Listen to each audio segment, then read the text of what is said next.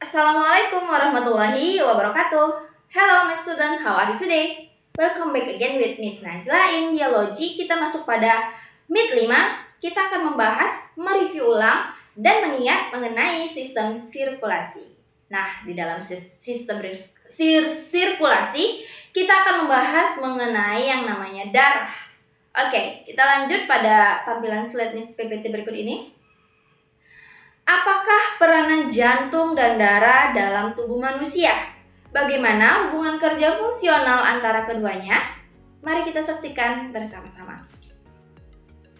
Sistem peredaran darah pada manusia. Sistem peredaran darah pada manusia merupakan sistem peredaran darah tertutup. Darah mengalir di dalam pembuluh darah.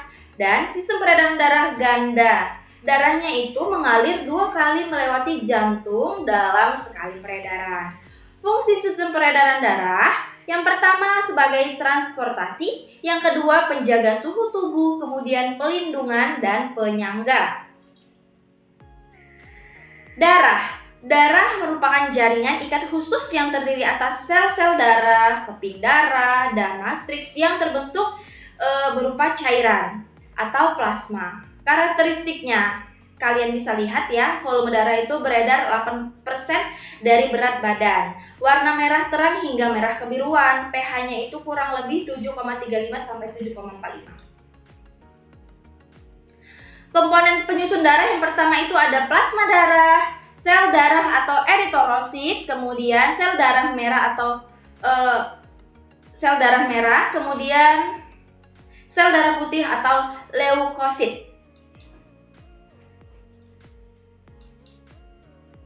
Nah, ini dia jenis-jenis leukosit. Ada monosit, eosinofil, basofil, limfosit, dan neutrofil. Sistem peredaran darah ya, ada keping darah.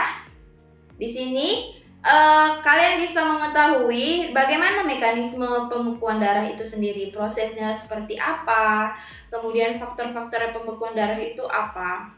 Kekurangan vitamin K, kemudian ion kalsium, trombikonosis, itu faktor-faktor dari pembekuan darah.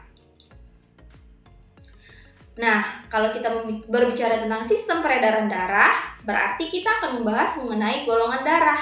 Golongan darah adalah klasifikasi darah suatu individu berdasarkan ada atau tidaknya zat antigen warisan pada permukaan membran sel darah merah, warisan dari ayah dan ibunya.